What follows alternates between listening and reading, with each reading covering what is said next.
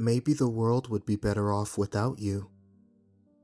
These were words I never expected to hear from my therapist. Up to that point, she had always been on my side, despite the many flaws that made up my character. I had fleeting thoughts of ending it all, but it was never something I intended to act upon. Sharing them with Dr. Covenwood was usually a comfort, something that her soothing voice and wisdom could easily dispel. Reciprocation never even occurred to me. "What?" I asked in confusion. She reached into her desk and pulled out a pamphlet, of which she handed to me.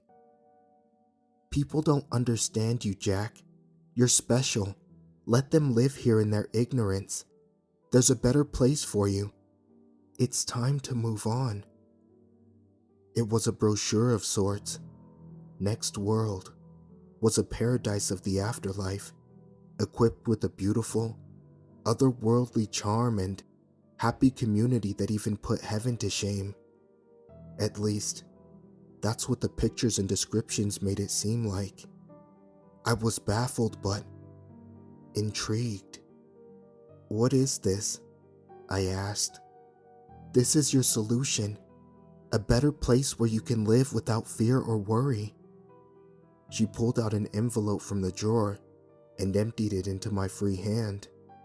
It contained a sharp silver utensil. "Leave tonight, Jack. Use this to do it. The portal will be open and you can travel into the next world. Trust me, it's for the best." Dr. Covenwood never looked so serious, but she didn't need to. Between my admittedly fractured psyche and the intense trust we developed over the years, I had an unhealthy attachment to her. Whatever she told me to do, I did without question. She could have told me to jump off the nearest bridge to my death, and I would have, just to appease her. I was a broken man. "Okay, if you say so." No further words were spoken. She simply gestured for me to leave and then turned around in her chair, facing the wall. I would be lying if I said our strange conversation hadn't shaken me, but I still agreed to her terms and left, once again putting my life in her hands. Rational thinking was a luxury I hadn't had in my many years. That night, in a zombie-like stupor, I prepared. I sent the appropriate fake goodbye messages to what family I had, and sent my pet cat Harvey outside to roam free with the strays in the area. With that, I ventured to my bedroom, turned off the lights, laid down in bed, and got to it. I'll spare you the details of the act itself. Just know that it was far from pleasant. Whilst laying there in a pool of warm liquid, waiting for my eternal slumber, I noticed something. My vision was beginning to blur, but I could see a figure at the foot of my bed. It was a man, cloaked in darkness, a shadowy statue painted into the room by an unseen brush. A single ray of moonlight outlined his form, allowing me to glimpse at some of his features. He had gray hair and looked to be about 50 years of age. Covering with his body, a suit you might see in the closet of an esteemed professor. Across his face, a wicked grin that stretched from ear to ear. Though on the verge of death, I was still frightened, jarred by his presence. The pounding in my chest was the only movement I could muster in my wounded state. I was forced to watch in agony as the man turned his head upward and opened his lips as wide as humanly possible. From his eyes and mouth, a white light was expelled into the ceiling. The blast broke through the roof and more than likely cut a hole in the night sky. The house around us shook, and all at once, our environment transformed. I was no longer laying in bed. I was now in a white room, healed of my self-inflicted scars. In pulling myself to my feet, I surveyed my surroundings. Before me was a white table. Behind it, 2 doors on either side. Standing opposite of me was the man, his head still tilted. The light had now dissipated. After a moment or two, he lowered his gaze to meet mine and smiled. "Sorry to scare you. It was necessary for the transition.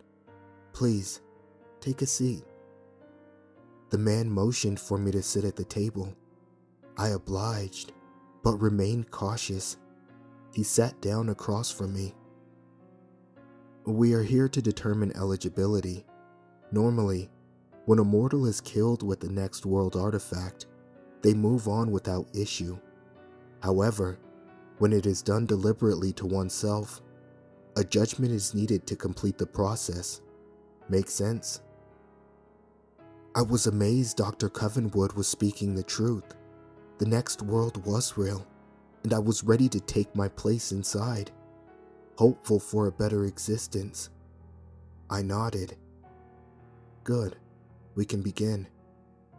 The man handed me a blank sheet of paper and fountain pen. "Answer truthfully. The paper will know if you're lying." To my astonishment, questions appeared on the page.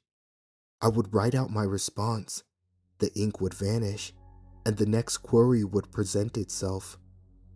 Some were normal, asking for mundane personal information, while others probed for answers about my actions in deeply strange scenarios.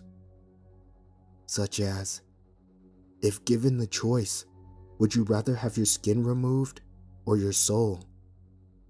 It felt like an exam I could never have studied enough for. When all was said and done, I handed the paper over. The man put on a pair of old-fashioned spectacles and looked it over, as if what I wrote was still there. "Oh dear, this is not good. Not good at all." I looked at him, perplexed. "What's wrong?" I asked. "You were referred by one Elizabeth Covenwood?" "Yes," I said. "Is there an issue?" "Well, Dr. Covenwood has recently been brought to our attention for violating one of our sacred rules. She's what we call a collector." I was confused. "Collector?" "Yes. She sent many a patient to the next world in hopes of easing their pain. Collectors are usually malevolent by nature, killing the innocent with our artifacts and feeding off the energy expelled from the act. She's different. Her intentions are morally sound, but her actions still conflict with our code of conduct. She's even gone so far as to pass around non-sanctioned printed material, revealing privileged information about this place, as I'm sure you've seen." "What does this mean exactly?" I asked. The man bore a heavy look of disappointment. "Unfortunately, given the unique circumstances of your departure from Earth, you are considered non-eligible for residency in the next world. You will now be escorted to the other world instead." "Other world? Where's that? Will I be okay?" The man offered no reply or consolation. Within a matter of seconds, I was lifted from my seat by an unseen force and pinned to the surface of the table. The man stood up from his chair and pulled a strange-looking dagger out from within his pocket. I tried to break free, but it was of no use. The sharp point gently caressed my skin, forming an X on my torso, just below my heart. In a flash, I was lifted again, and then pushed into the door at the right-hand side of the room. It was swiftly shut behind me. I turned back, but the door was gone. Around me, an endless black void. I ran, desperate to find even a sliver of light in the darkness. This endeavor was unfruitful. No direction offered any dissonance. The only thing that broke up the landscape was the occasional shadow in the corner of my eye, slightly darker than the canvas behind it. I would glance over in an attempt to catch it with my field of view, but it was too fast. Before I knew it, I was pinned in place again, sprawled out on the floor beneath me. Shadowy figures loomed overhead. With them came voices, 3 distinct whispers in the dark. It's different than the rest. You say that about every human. They're all different. Shall we learn from it? I'll prepare the fragmenter once the examination is complete. Why do we even bother with that thing? They can't die here. It's just torture. Don't forget your training. Anguish is the energy that powers the next world. It's the payment we make in exchange for studying these creatures. I suppose that makes sense. Who would like to make the first incision? May I, Overseer? It would be my first. If you slip, it's formal fragment too early, and we'll have to wait another 1,000 years for it to reconstitute. I can't even begin to fathom what this type of being would experience in that time. I'm aware of the risk. I believe I'm ready. Very well, you may begin. One of the shadows reached for me. I screamed as loud as my lungs would permit. The fear had fully set in. I no longer wished to be dead. This is not what I signed up for when I pushed that silver metal into my skin. I was blindly fulfilling Dr. Covenwood's wishes. That much is true. Still, I secretly hoped the afterlife would offer me some solace. A peaceful existence, free from the thoughts and memories that plagued me back on Earth. This was something far more sinister, a truth I never wanted to know.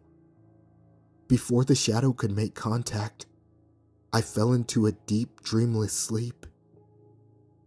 Faint voices filled the room. He's lost too much blood. I was in and out of consciousness for a while. Should we get the paddles? My vision was fuzzy. There were forms around me, but I could not make out anything discernible. He's back. We have to keep going. I couldn't hold on any longer. I had no choice but to succumb to the weariness and drift off. I came to in a brightly lit room. It was spinning, but eventually stopped, revealing its design. It was a hospital room. I looked down and saw bandages all over me, covering the marks I had made with the tool Dr. Covenwood gifted me. It seemed I was somehow alive. Was it all a nightmare? A nurse came in to greet me. Good, you're up. You're one lucky man. We nearly lost you last night. It's a good thing we have some of the best doctors in the world at this hospital. I offered a half smile. This is going to sound strange, but can you please tell me? I'm alive, aren't I? This isn't the afterlife? She chuckled. No, of course not. You survived your injuries, but just barely. I guess that means you're stuck here with us for a while longer. She smiled, but then bore a look of concern. It's not my place to bring this up, and you don't have to talk about it if you don't want to. But I have to ask. Your wounds look sporadic and uncontrolled, which is common with these types of cases. So, she hesitated. Yes? I asked. She let out a sigh before resuming her query.